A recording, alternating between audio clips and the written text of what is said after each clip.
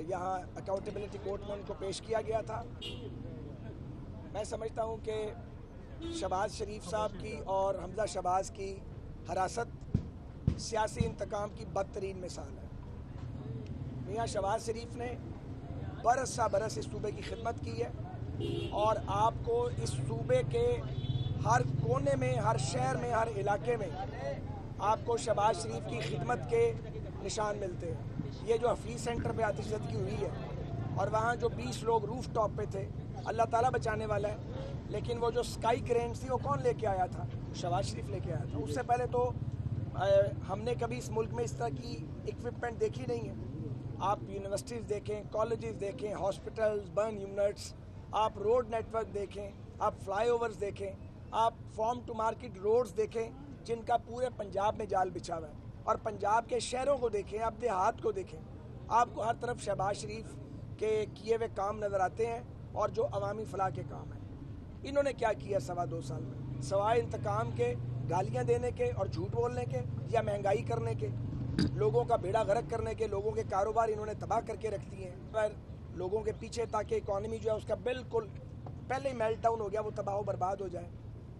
तो मैं अहले पंजाब को मुखातिब करके ये कहना चाहता हूँ कि शहबाज शरीफ मोहसिन पंजाब है। उसने बतौर वज़ीर आला नहीं, बतौर खादम पंजाब की खिदमत की है। उसने कोई करप्शन नहीं की है, उसके खिलाफ कोई बात ही नहीं है। पहले भी आपने गिरफ्तार किया और अब भी इमरान खान का फरमाइशी प्रोग्राम चल रहा है, तो ठीक है, चलाते रहें आप इमरान खान साहब का फरमाइशी प्रोग्राम। अगर उनके फरमाइशी प्रोग्राम पे मुल्क चल सकता है तो ठीक है। शहबाज शरीफ साहब तो एतदाल की बात करते थे जब तक बाहर थे। वो जो एतदाल की बात करने वाली आवाज़ थी उसे ज़ंदान खाने में डाल दिया गया।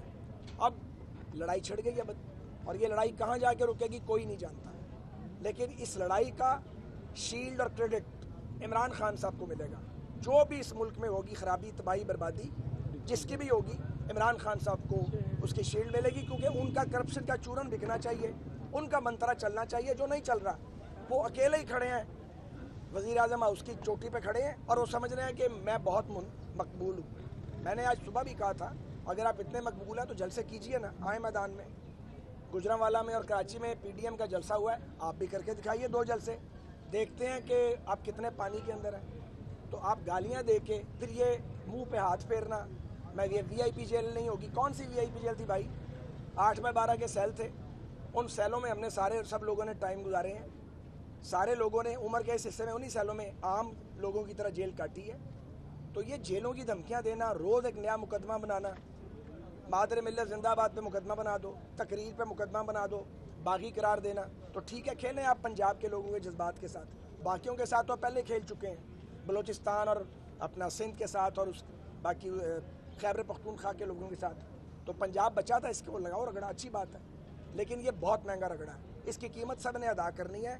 मैं जेल से पहले भी ये बात कहता था, मैं जेल से आके भी यही बात कहता था, मैं आज फिर यही बात 6 महीने से आया हुआ कह रहा हूँ, शायद फिर जाना पड़े, यही कहता रहूँगा कि आप चीज़ों को पॉइंट ऑफ नो रिटर्न पे ले गए हैं तकरीबन। और ये क्रेडिट जाता है इमरान खान को और उनकी बात मानने वालों को, जो उन्हें समझाते नहीं हैं उनकी बात मानते हैं कि आप कहाँ आके खड़े हो गए हैं।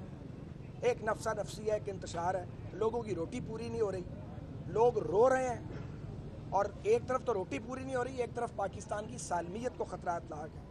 आपका CPAC बैक बर्नर पे चला गया और वो इंडियन जो है वो खुश हैं। इंडियन तब खुश होते हैं जब पाकिस्तान की मईशत डूबती है। इंडियंस तब खुश होते हैं, इंडियन गवर्नमेंट, जब पाकिस्तान के अंदर खुल्फशार और इंतशार पैदा होता है।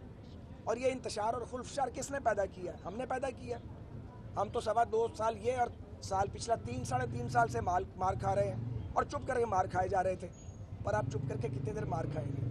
बस भी नहीं करते थे। साहब ये बताएं कि आप कह रहे हैं कि अब पाकिस्तान की सालमियत को खतरा हो गया, और दूसरी जानिब अब आप लोगों की अपोजिशन की जो तहरीक है वो भी बड़ी तेज़ी से इस वक्त जारी है। गुजरांवाला में भी जलसा हो गया, कराची में भी हो गया और अब क्वेटा में भी होने जा रहा है। समझते हैं कि जनवरी से पहले हुकूमत को गिराने में कामयाब हो जाएंगे आप?